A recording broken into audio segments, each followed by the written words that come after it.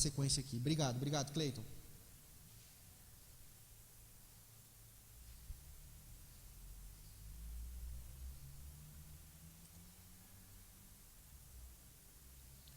Capítulo 5, nós estamos estudando o livro Evangelho Maltrapilho. É muito importante ler. Ler faz bem. Ler é bom.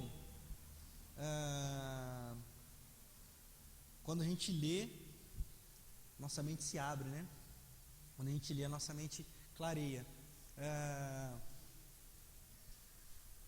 Nós estamos no capítulo 5, o Neto vai abrir para nós aqui.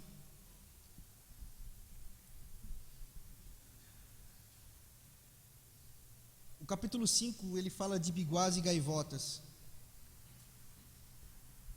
Pode passar, Netão? O mundo perdeu o senso do assombro. Tomás de Aquino dizia que o esplendor de uma alma em graça era tão sedutor que superava em beleza todas as coisas criadas. Brennan Manning, nesse capítulo, ele trabalha o aspecto de que as pessoas se tornaram frias para com Deus.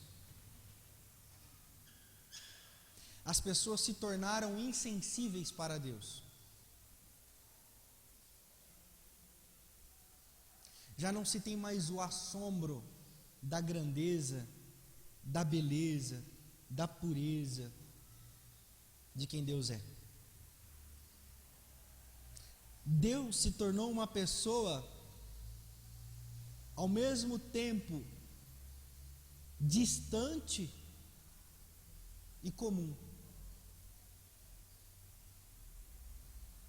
Porque ao mesmo tempo que está longe, está no nosso dia a dia, está no nosso falar mais distante.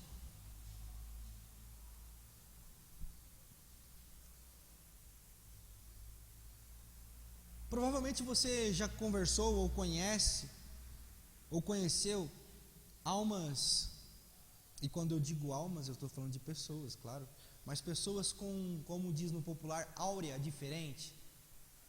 Aquela pessoa que você olha assim, e você fala assim, essa pessoa, ela tem um brilho diferente, ela tem alguma coisa nela. E se você for conhecer essa pessoa a fundo, você percebe que ela é uma pessoa simples, e que aprendeu a admirar a vida de uma perspectiva que você jamais tinha pensado.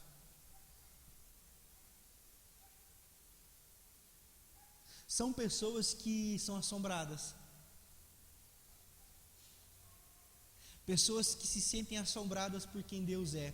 E assombradas aqui não é no sentido de filme de terror. Assombrado entra no sentido de temor. São pessoas que conseguem contemplar Deus nas pequenas coisas e se tornam tão maravilhadas com quem Deus é, que isso ilumina a alma delas e que as torna radiante.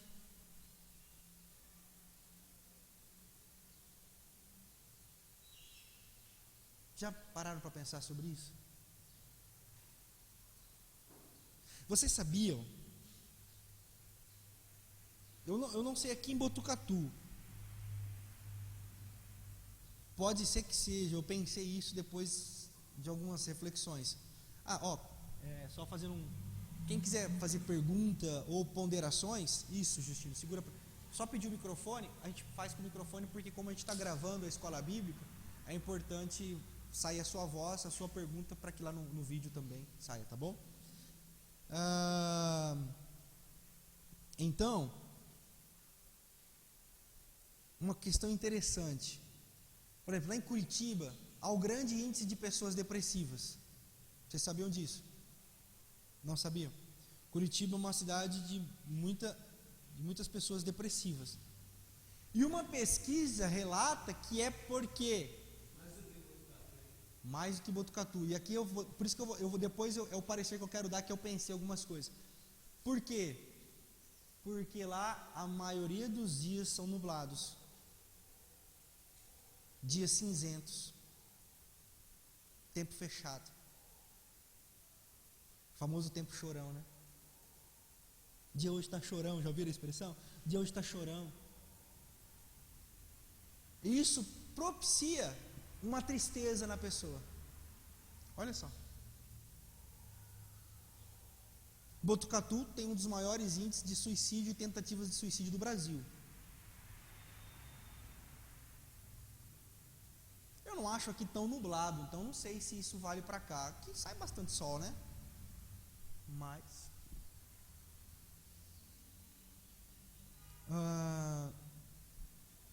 e quando eu li sobre isso, e quando eu vi o Brennan Manning relatando sobre isso, eu falei, olha só como é a nossa alma.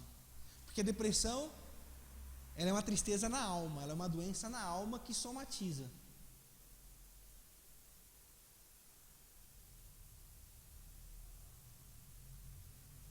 Porque somatiza,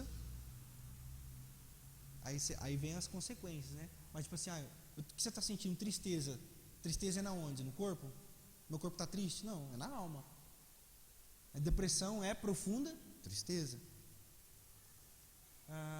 Depois vem as consequências da somatização, né? Quando a nossa alma se entristece, nós perdemos a capacidade de contemplar o belo. E esse relato que eu disse de Curitiba é um grande feeling para nós percebermos que quando nós nos entristecemos ou quando nós perdemos a capacidade de contemplar quem Deus é e Deus se manifesta na obra ou nas coisas criadas, nós adoecemos. Quando nós perdemos a sensibilidade de contemplar o belo, nós adoecemos. Microfone. De estar de bem com a vida. Né? De estar de bem com a vida, porque muitas vezes eu acho que a gente se prende tanto assim, nossa, eu estou sem dinheiro, nossa, eu estou sem isso. E aí você começa a ver tanto as dificuldades, o tanto eu não tenho, eu não sou, eu não consegui. Você para de ver o belo da vida e você começa a ficar com amarguras, e você vê isso. Me espantou muito a hora que ele diz, eu vivi a minha vida muito bem, e a única coisa que eu pedi a Deus, que foi, né, ele fala do assombro, ele me deu. E aquilo e me fez pensar muito, porque a gente realmente, quem é que perde isso? Né? A gente pede o quê? Senhor, me ajude no emprego, melhore a minha vida, Senhor, eu quero isso. E a gente esquece de, às vezes tem sempre umas fotos no Face, acho que é o Muff que coloca lá do sol, da lua, e a gente esquece de olhar para isso. Sim. Né? E me fez refletir muito dessa coisa desse detalhe que passa desapercebido. Sim. Pela gente. Exatamente. Quem disse isso foi um padre, né, que estava à beira da morte, né? Ele falou assim, olha, eu vivi bem, eu tive todas as minhas necessidades supridas, e o que eu pedi, Deus me deu, que foi um assombro. O que é o assombro? O assombro é a paixão pela vida, é reconhecer Deus nas pequenas coisas.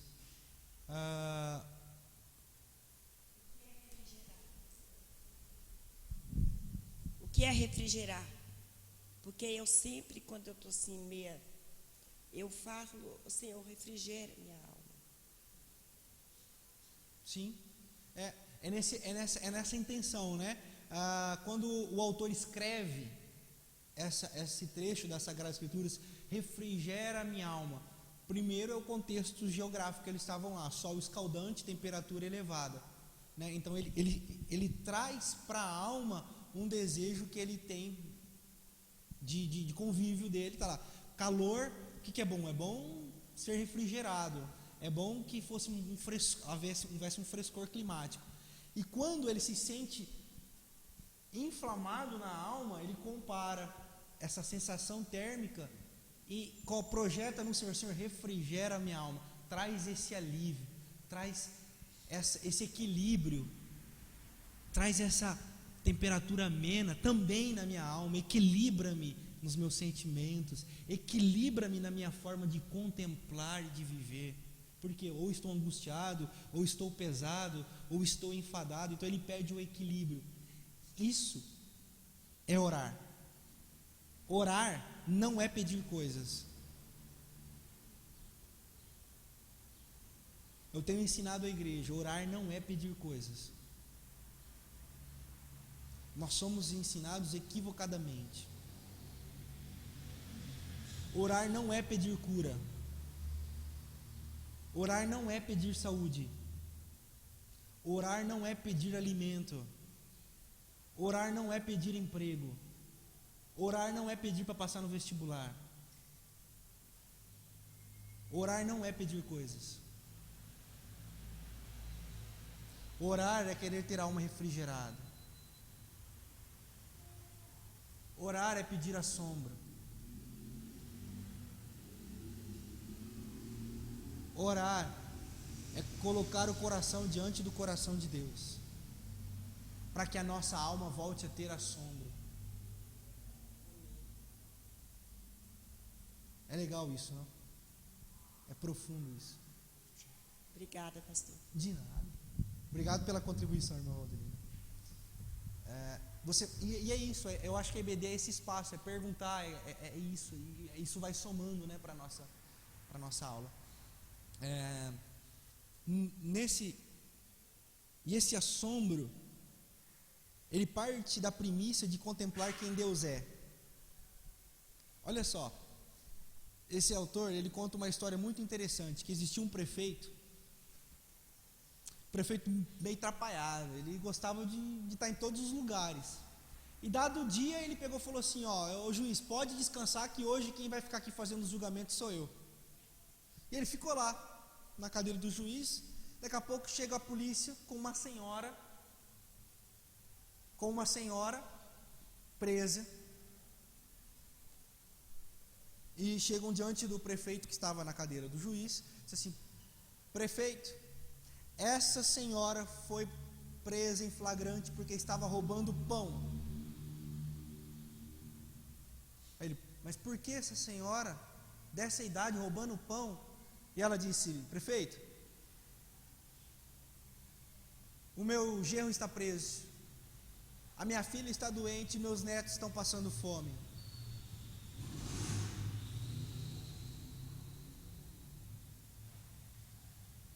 É por isso que eu roubei pão.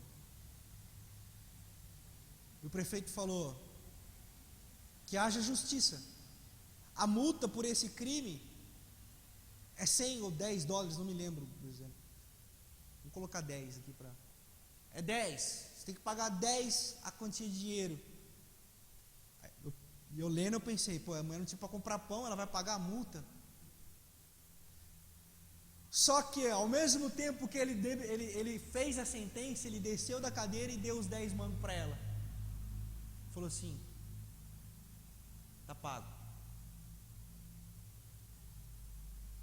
E ele voltou à cadeira do juiz. E agora, eu quero punir a cidade. Eu quero punir a cidade será punida. Por que a cidade será punida? Porque como pode uma senhora com os netos estar passando fome e ser necessário ela roubar pão para comer? 50 centavos para cada morador da cidade, e todo o dinheiro arrecadado vai ser dado para essa senhora. Esse é o caráter de Deus. Contemplar a Deus e ser assombrado por Deus é saber que Deus é esse justo juiz. Ele é o Deus que requer santidade. Ele é o Deus que requer isso. Ele é o Deus que requer a santidade, mas Ele é o Deus que desce do trono e que diz assim: eu vou caminhar com vocês, eu vou ajudar vocês nesse negócio todo. Ele não é o Deus que está sentado lá no trono branco torcendo para você se estrupiar. Ele não é o Deus que está lá dizendo assim: deixa eu ver quem errou, quem não errou, quem vai errar, quem não vai errar, quem vai roubar pão, quem não vai roubar pão. Ele é o Deus que sai de lá e vem para cá. Pastor, mas isso é bíblico? Ah, não sei, vamos ver. Será que é bíblico? É bíblico. Vocês lembram de algum texto? Tem coerência com a Bíblia essa história? O que diz o livro dos Hebreus? Porque nós Não temos um sacerdote que não se possa compadecer das nossas angústias. Efésios diz que nós temos um Deus, Filipenses diz que nós temos um Deus que tabernaculou entre nós, que não teve por orgulho continuar como Deus, mas antes esvaziou-se de si mesmo e formou-se em forma humana para ser um com as nossas dores. Porque Deus amou o mundo de tal maneira que deu o seu Filho único, para que todo aquele que nele acreditar não morra, mas viva para sempre.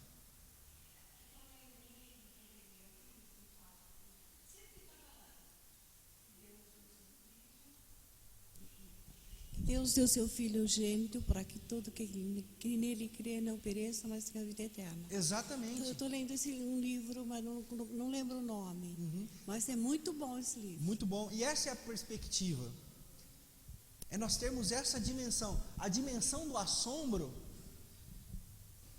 é nós sabermos que Deus, Ele faz isso por nós.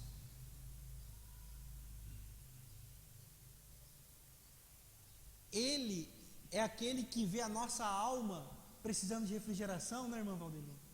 E propicia o refrigério. Só que nós perdemos esse assombro. Por quê? Porque nós temos perdido a capacidade de contemplar o belo. Não é poético. Eu não quero ser poético. Vocês já perceberam, eu não sou muito poético de ficar fantasiando. Mas contemplar o pôr do sol, o nascer do sol, os pássaros,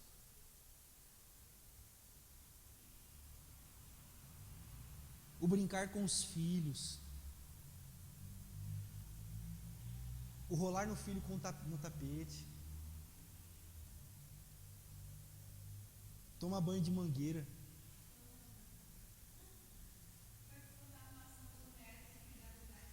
cortar maçã para o neto e colocar no pratinho. Pequenos gestos, nós temos perdido a simplicidade dos pequenos gestos humanos, afetuosos e amorosos. A nossa alma tem se tornado fria, gente. Nós temos nos tornado pessoas de declarações facebookianas.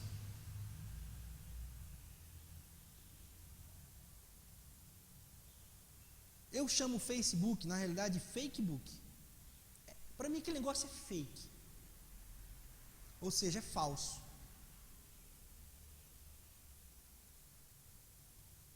É falso. Não tudo, claro, mas assim, de forma geral. O cara faz uma declaração para a esposa. Feliz aniversário, meu amor. Ai, babá, mas chega em casa, não comprou uma lembrança, não comprou um buquê de flor e fez uma declaração, um textão de 20 linhas.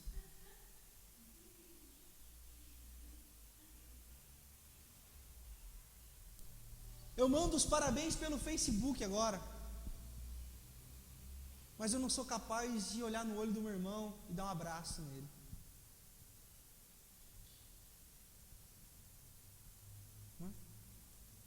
Tem um aplicativo na internet agora que manda abraço. Eu pego o seu telefone, mando o seu celular treme, um abraço. Estamos valendo mais nada.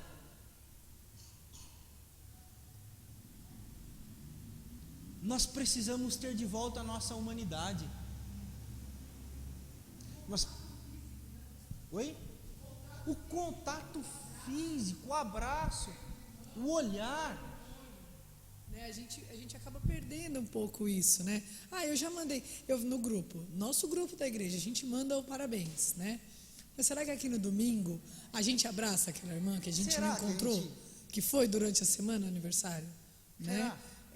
Não tem, acaba isso, né? A gente, já falei parabéns. Não é interessante? Já pararam para pensar sobre isso? Hoje você vai perder uns 10 quilos, uns 3 quilos, hoje você perde, hoje você fica. Não tem forma. Viu? Essa questão que você me levantou, eu tenho uma dúvida, que uma vez eu conversei com um colega meu que ele é ex-seminarista, e nós estávamos fazendo um trabalho voluntário sobre a questão do suicídio, que era o CVV, que nós trabalhamos por 1 ano. E, como você falou, realmente a taxa de suicídio aqui em Botucatu é muito alta. E essa questão que nós estávamos pensando, o que a humanidade realmente mais precisa hoje na atualidade? É mais espiritualidade ou mais uma questão humanística? Então é uma dúvida que... Boa pergunta. Boa pergunta. Tem. Obrigado. Eu não consigo dicotomizar isso. Eu acho que esse é o problema. A gente separa espiritualidade de humanidade e não se separa. Não dá para separar. Quando eu falo em humanidade, eu estou sendo alguém espiritual, porque eu estou sendo aquilo que Deus me criou para ser. Eu acho que essa dicotomização, essa separação de espiritualidade e humanidade é o que faz mal, Ana. Faz mal. Por quê? Porque como é que eu faço? Ora eu estou sendo espiritual. Como é que você é espiritual sem ser humano? Agora não, agora eu estou sendo humano, agora eu não estou sendo espiritual. Como é que agora o Espírito Santo não está mais com você? Agora como é que funciona? Como é que dicotomiza isso? Como é que separa? Os crentes têm isso, mas da onde vem isso? Da onde vem isso? Vem do negócio lá, vida sagrada e vida profana.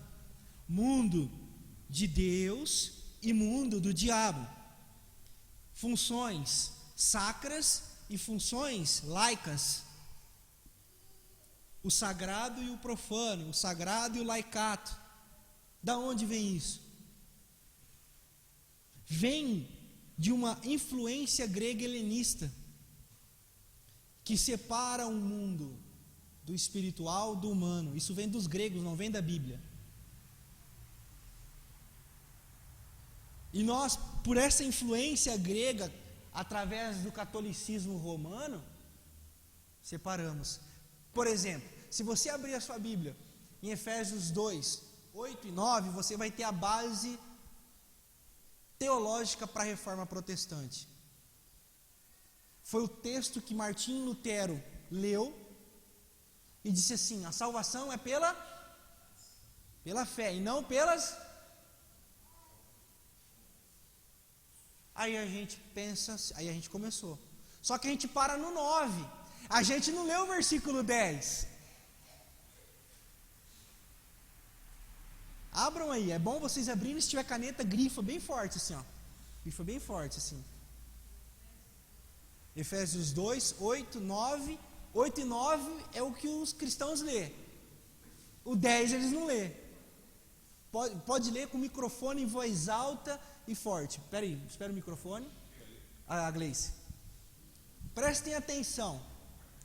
Pois vocês são salvos pela graça, por meio da fé, e isto não vem de vocês, é dom de Deus, não por obras, para que ninguém se glorie, porque somos criação de Deus, realizada em Cristo Jesus, para fazermos boas obras, as quais Deus preparou antes para nós as praticarmos. Por que a gente para no 9? Porque a gente quer dicotomizar. A gente quer separar. A salvação é pela fé, ou seja, é espiritual, não é por obras. Esse negócio de boas obras, deixa para os espíritas, deixa para os franciscanos, deixa para a galera. Ok?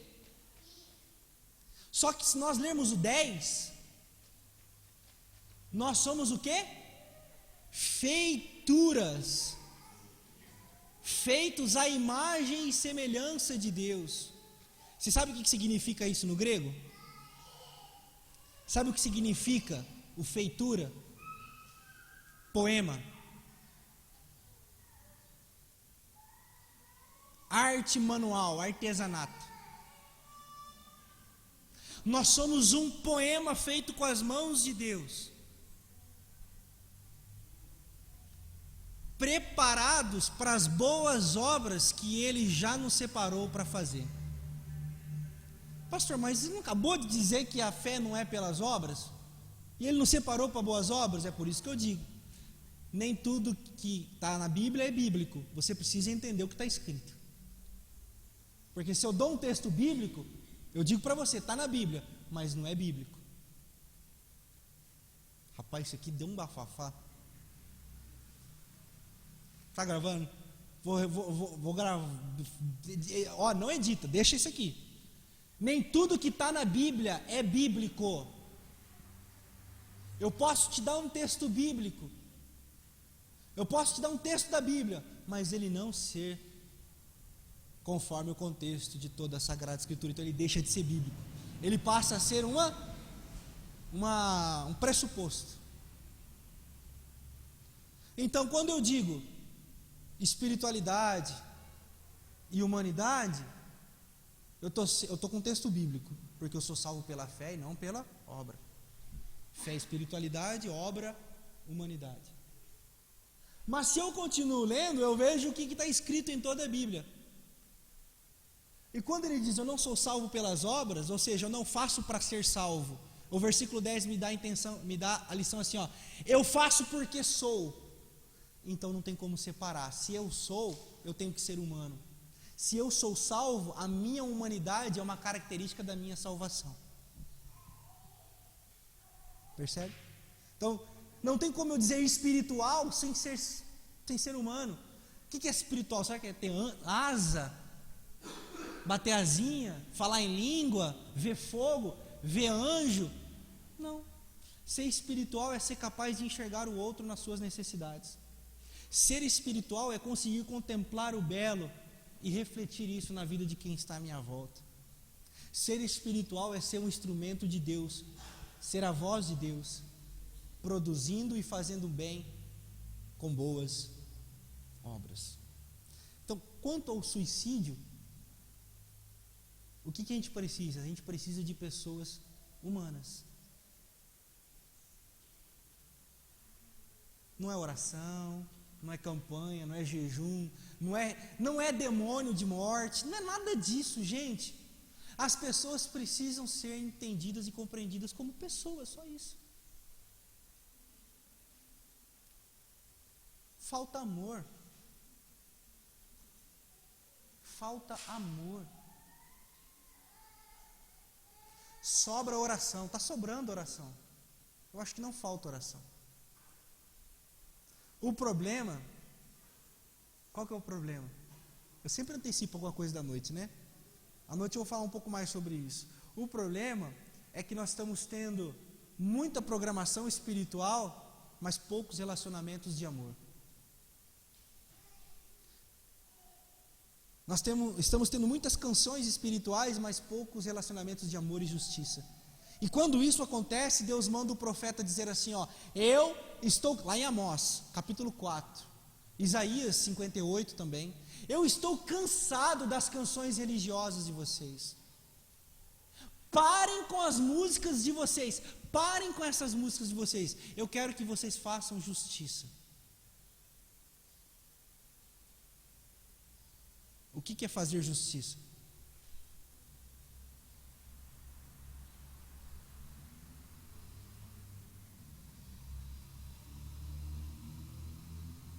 A história do prefeito, gente.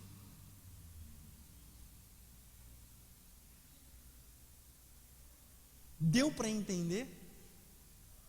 Fazer justiça é a história do prefeito. Como pode uma senhora passar fome na nossa cidade?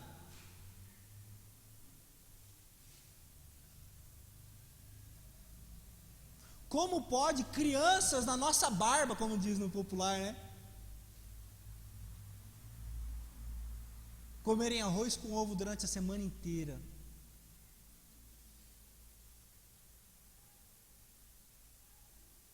Como pode? Como pode terem pessoas solitárias no meio da nossa comunidade? Como pode?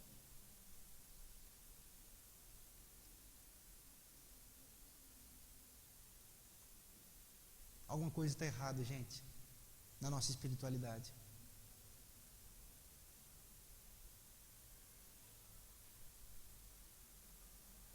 não é alguma coisa que esteja errada, pastor. É algo que já vem ensinado errado, né? É algo que lá na frente já tem que ser assim e assim tem que sempre ser. E de repente as pessoas têm medo do novo, têm medo da mudança, têm medo de aquilo. Então, quando se levanta uma igreja que realmente se prega a palavra corretamente, há um levante por outro lado, dizendo assim: não, eles estão errados. Nós não aprendemos assim. Entendeu? Quando na verdade o certo é. Ali está a prova perfeita sobre essas coisas. Cabe a nós, como esse prefeito, poder ajudar, achando que tudo estava errado. Vai hoje pegar uma coisa, você é preso. É preso porque você está com fome, vai ser preso. Ninguém Você é preso porque você está tentando matar a sua fome. É verdade. Mas ninguém pergunta, mas por que esse cara está passando fome? Esses dias desculpa te cortar, alguém compartilhou assim: mulheres são presas furtando botijão de gás. Aqui perto, alguma cidade. Itatinga, né? Aí a pergunta que eu me fiz, eu falei assim: por que essas mulheres estavam roubando botijão de gás? Provavelmente porque não tinha dinheiro para comprar, né? Aí alguém vai dizer: também gastaram tudo no bar ou se prostituindo. Mas por que elas estão no bar e se prostituindo? A coisa vai puxando. Entendeu? Eu lembro, eu contei num sermão aqui, não sei quanto tempo faz. O pastor Ed Renekiewicz estava num jantar e nesse jantar de pessoas ricas, ele falou assim: eu me senti mal ali. E o dono da festa falou assim: fui contratar o cara não quis ser contratado, vagabundo, quis ficar no Bolsa Família.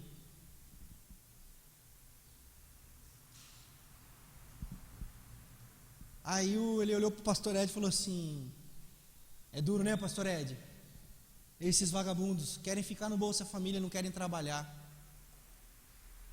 Aí o Ed falou assim: depende do ponto de vista, não é mesmo? Como assim? Tem um ponto de vista? Sempre tem um outro ponto de vista. Veja, quanto que você iria pagar para ele? Daria para ele sustentar a família dele? Ou ele teria que fazer outros bicos para sustentar a família? Não daria, né? Então, só que com a jornada de trabalho que você estava propondo a ele conseguiria fazer outros bicos? Não. Ou se fizesse, morreria de cansaço. Com o Bolsa Família, você acha que ele consegue sustentar uma família? Alguém sustenta a família com Bolsa Família, gente? Sustenta, Fábio? Você que está lá. Não sustenta. Mas o cara pode trabalhar. Ele pode fazer outros bicos. Então, ele está certo. Ele não quis o registro, porque com o Bolsa Família ele consegue fazer o bico e sustentar a família dele. Eu não estou generalizando todos os casos, estou dizendo de um caso e um ponto de vista.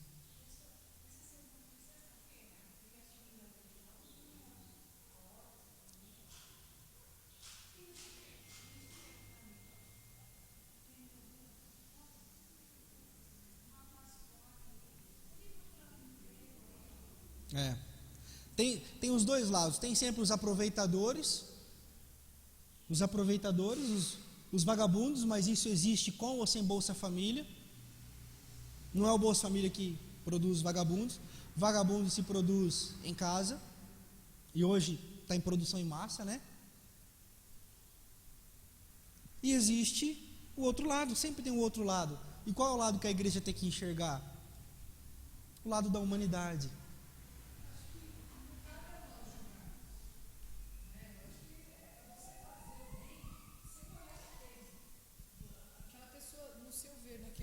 Precisa daquela ajuda, se ele recebe a Bolsa Família, se ele é vagabundo, se ele foi da sua, ali no seu modo de vista, na sua análise de ajudar, eu vou ajudar, né? Acho que não cabe a julgar. Né? Exatamente. E isso entra em todas as esferas de relacionamentos, porque o amor ele atinge todas as esferas. Pode passar, Neto.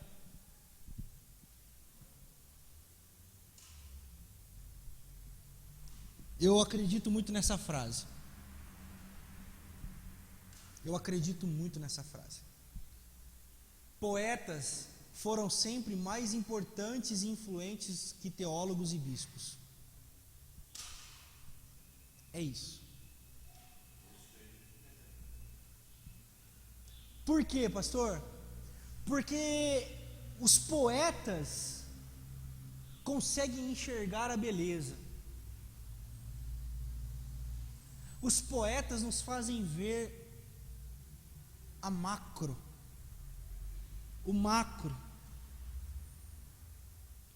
A teologia nos leva para o micro.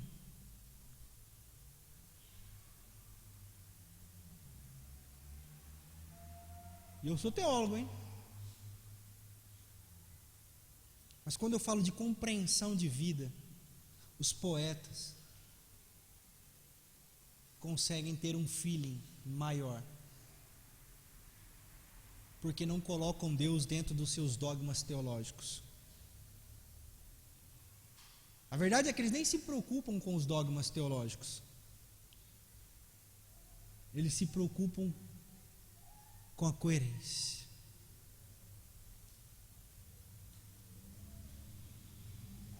Você pode ser um poeta, um funcionário público, um professor, um aposentado, uma dona de casa, consagrado a Deus. E eu corro um risco muito grande de ser um profissional da religião que não é consagrado. Vou repetir. Você pode ser um policial, professor, funcionário público, dona de casa, bombeiro, arquiteto, médico, consagrado a Deus. E eu corro um grande risco de ser um profissional da religião, um pastor que não tem nada a ver com Deus.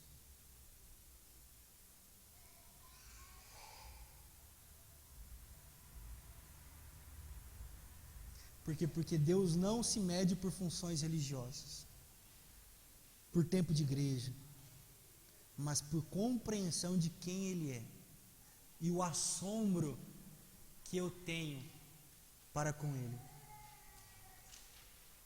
Deu para entender? Deu para entender? Por isso que me preocupa. E Deus, graças a Deus eu tenho ouvido cada vez menos aqui na nossa comunidade frases assim, ó, pastor, ó, na minha vida secular eu faço isso, na minha vida cristã eu faço aquilo. Como?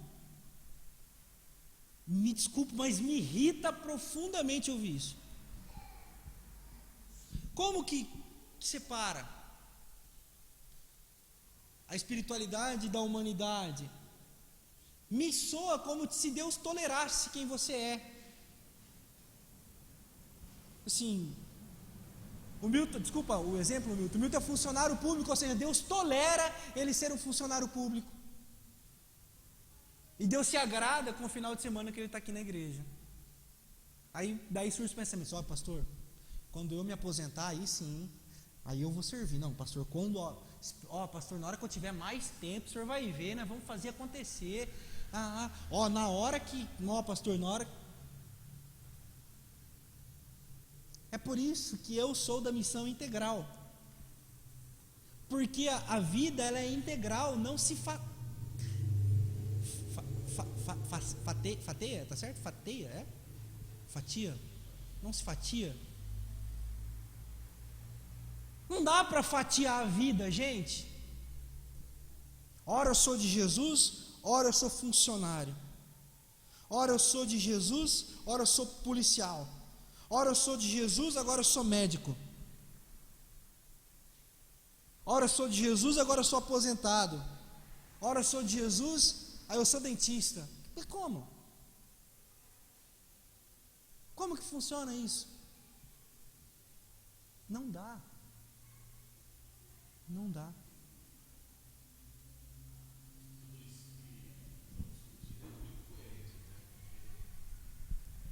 E realmente a coerência, e lá nos PGs nós conversamos sobre isso, né? Sobre essa dicotomia, mas com relação ao perdão, né? É interessantíssimo, né? Deus não me perdoa porque eu perdoei os devedores, né? Deus me perdoou, então eu perdoo, né? Então, e aí Efésios é a mesma coisa, né? Deus me salvou, né? Então eu faço o que Jesus fez. É interessantíssimo isso aí. Tudo é muito coerente. Tem coerência, não é, Fábio?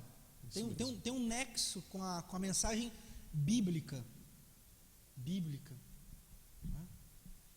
Né?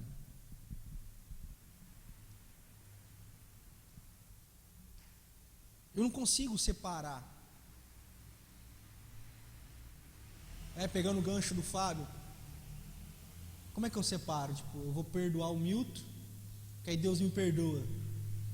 Mas eu não perdoo o Fábio, aí como é que fica? Mudou o perdão?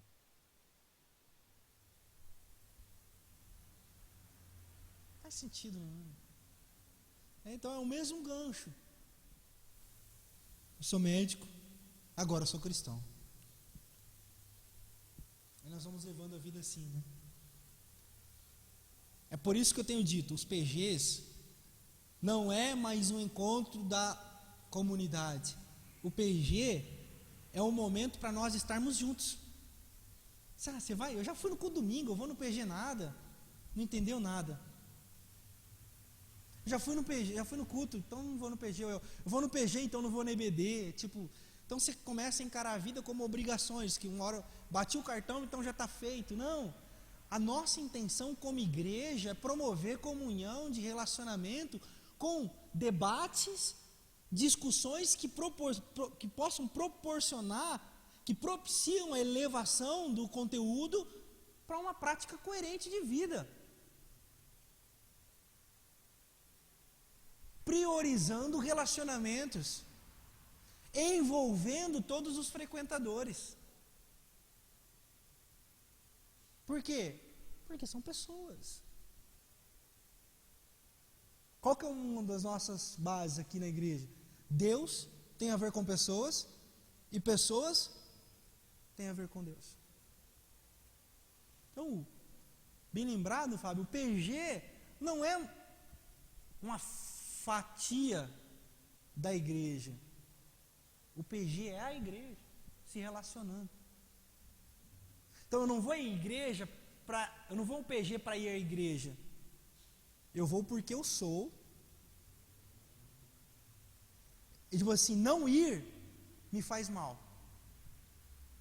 Por quê? Porque eu fico sem relacionamento comunitário.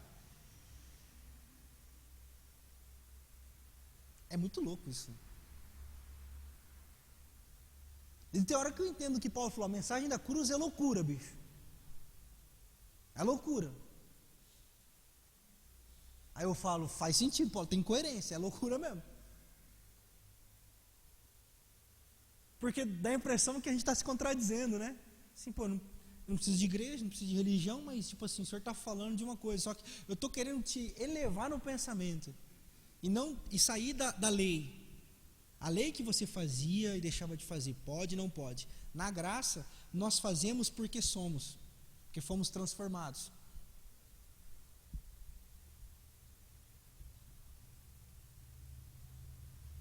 Por isso que não dá para separar.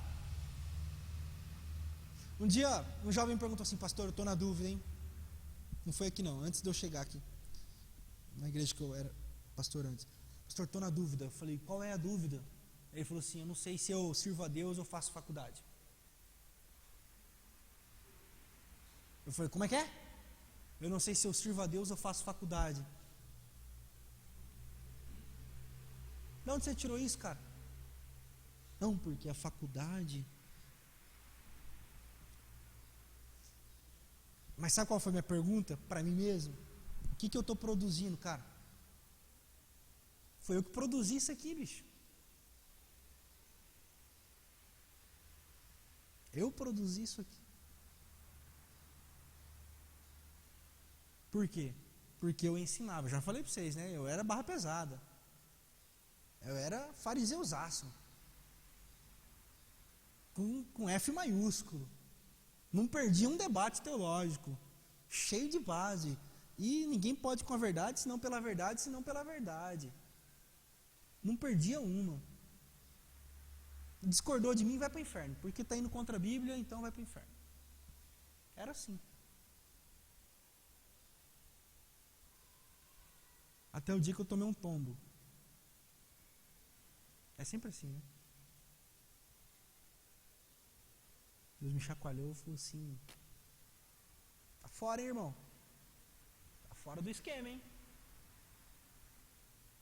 Eu falei, é verdade, Senhor.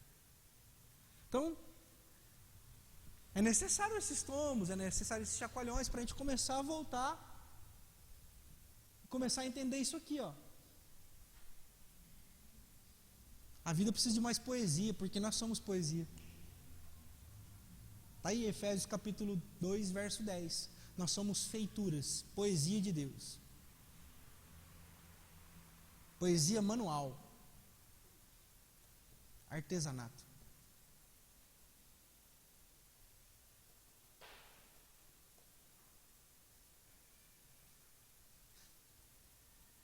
Pá, eu vou dizer um negócio aqui. Vai ser mais uma, pá. Mas tem hora que eu acho que a gente tem que parar um pouco de ler a Bíblia e começar a querer entender mais Deus, assim, sabe? Começar a ver Deus de verdade. Eu acho.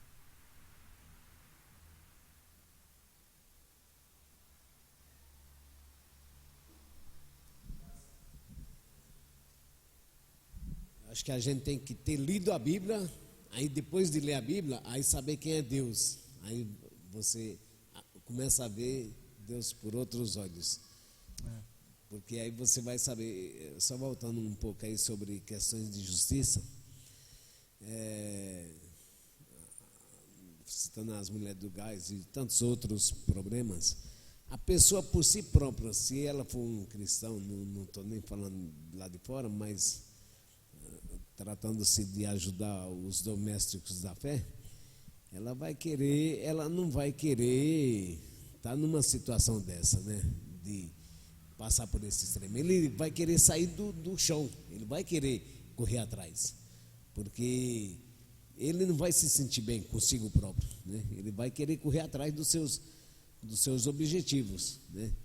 Então, aí dando uma globalizada a tudo, questão até mesmo desse estudante aí a fazer faculdade ou não. Não, ele vai ter uma compreensão generalizada da palavra de Deus, mas desde que ele tenha conhecimento da palavra de Deus, né? Nós não nascemos crentes, nós vamos, com o passar do tempo, conhecer e daí desfrutar da beleza que Deus tem para a humanidade e até mesmo participar e também prestigiar o que Deus tem criado. E daí por diante. Ontem mesmo eu estava vendo uma reportagem sobre Rolinha do Planalto. Nunca tinha visto aquilo lá. Uma coisa linda. Então eu fiquei magnificado com aquilo lá. Os olhos das rolinhas azuis. Claro, no Planalto, em Minas Gerais. A reportagem passou, coisa linda. Então a gente vê Deus nessas coisas, mas a gente precisa saber primeiramente o Deus, né? O Deus verdadeiro. Esse Deus que criou todas as coisas. E aí a gente vai começar a valorizar, não somente mas num contexto generalizado da criação, animais e principalmente do ser humano, que eu acho que é importante isso. Bom, assim,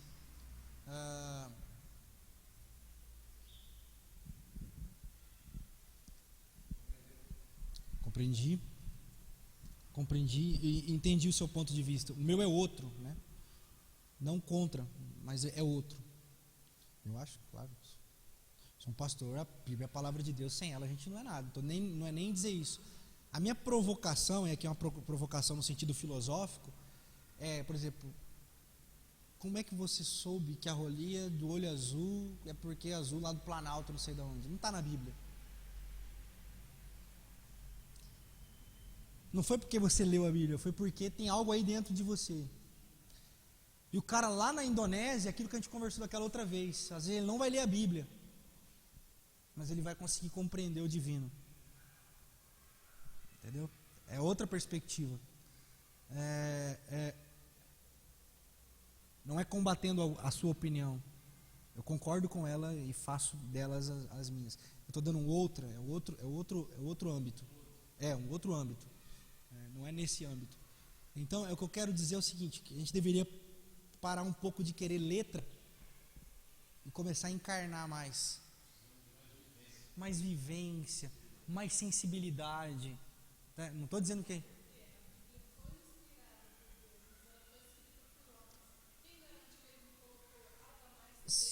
E tem muito. Hã? Isso, é nesse sentido. Então, tem um lugar, né, nas escrituras que diz, não sou de guardar, que a letra mata, o espírito vivifica. Como nós entendemos esse ângulo? Coríntios, aí ele está falando da lei, né? A letra mata é a lei, o espírito vivifica, ele está falando do Paráclitos, da nova aliança. Mas podemos também pegar nesse sentido de então essa provocação é isso, eu gosto esse debate, esse aqui é legal. Essa menos teologia e mais poesia, mais sensibilidade, até mesmo para aquilo que o François falou, para contemplar o que está escrito, porque às vezes acho que é isso aqui, a gente lê muito mecânico, muito devocionalmente. Acontece que tem gente lendo e aplicando aquilo como, ou seja, é porque eu sei, então vou usar isso como saída para alguma coisa. Isso é um quando, outro na verdade, ponto. Aquilo é para ele mesmo e a sabedoria depende... Tem gente que lê a Bíblia contra os outros. Tem gente que lê a Bíblia contra os outros. Né? Tipo, se eu vou ler para eu saber como atacar pro fulano. Não, mas isso não é o que você está falando. Né? Hã? Exatamente. Tipo, aqui, ó, tal. Está escrito. Está escrito. O famoso está escrito, entendeu? Quando, na realidade, a mensagem das Sagradas Escrituras é assim, ó, vão viver, gente. Vão viver. Olha o tanto de gente sofrendo. Vocês sabem por que está escrito os pobres sempre terão com vocês? Você sabe por que está escrito isso lá na Bíblia? Os pobres sempre vocês terão com vocês? Isso. Jesus falou assim, ó, eu estou aqui agora. Aproveitem esse momento comigo aqui agora, porque os pobres, vocês vão ter para sempre. Ou seja, vocês vão ter coisa para fazer para caramba. E aí, foi profético. Estamos aí, né? Eles estão aí. Onde nós estamos? Nós estamos no texto bíblico lá atrás, querendo contemplar Jesus.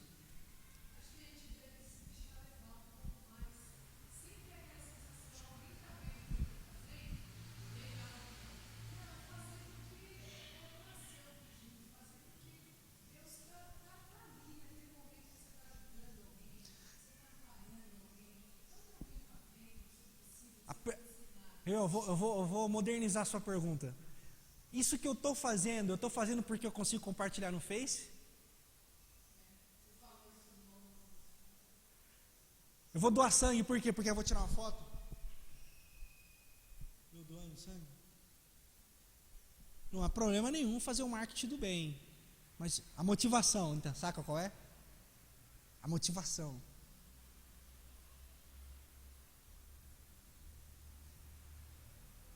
Passa aí, Neto, deixa eu ver onde a gente vai parar aqui, só para eu encerrar, já deu a hora. Muito bom, gostoso, hein? Como é bom quando vocês participam, as contribuições de vocês. Eu não vou falar disso aqui hoje, que senão nós vamos acabar perto do culto da noite. Né? Mas leiam, quem tem um livro? Vocês têm um livro? Fábio, Gleice tem um livro? Capítulo 5.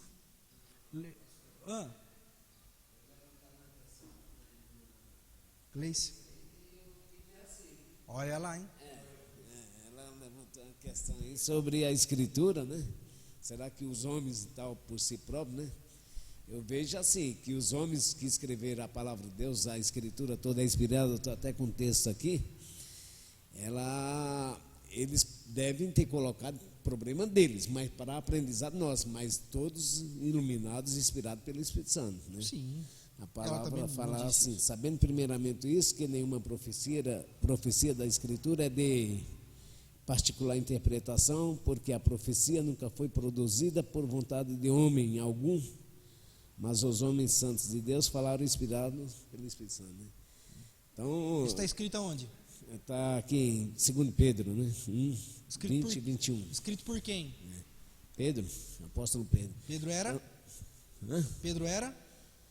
Discípulo de Jesus. Os combatentes da Sagrada Escritura vão dizer assim, ele escreveu isso para ele dar fidelidade ao que ele está escrevendo. Não, então. Mas nós não cremos assim, só a provocação, então, mas claro. porque tem o apóstolo Paulo falou, olha, aqui o que eu Sim. estou falando aqui em outros episódios lá em Coríntios, não é do Senhor, mas é do meu entendimento. Agora digo eu, É. não o Senhor.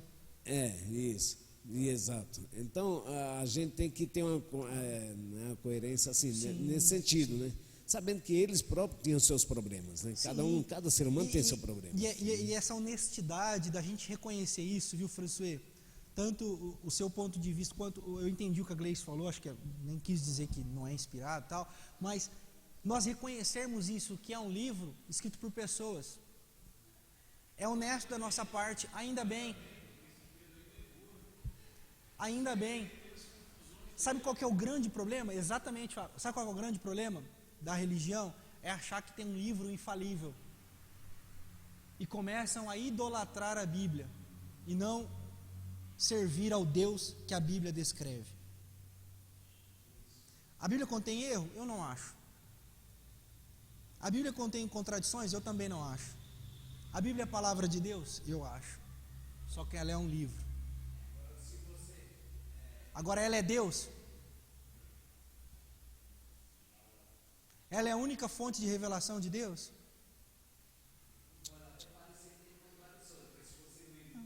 Coerência. Por isso que nós temos que buscar coerência.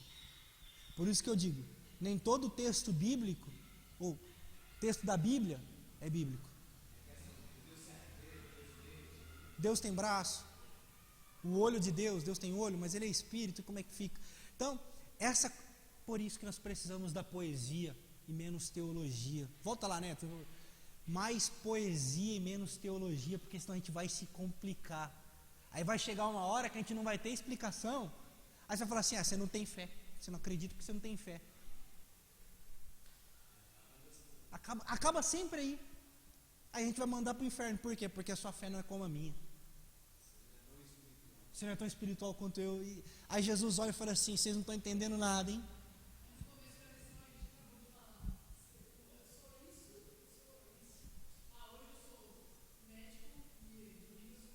Aí vem, aí volta. Aí fica aí fica cíclico, né? E eu acho que o mundo gospel está nesse ciclismo.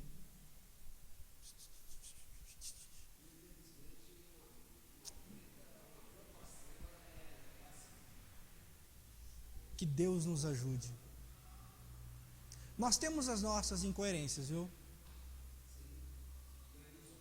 Não somos perfeitos. Mas estamos buscando a coerência, no sentido não de sermos melhores, mas só para ter relevância, para a gente entender o que a gente está fazendo, para a gente saber onde a gente está caminhando. Mas nós temos as nossas incoerências e glória a Deus por elas, porque senão... somos um compêndio né?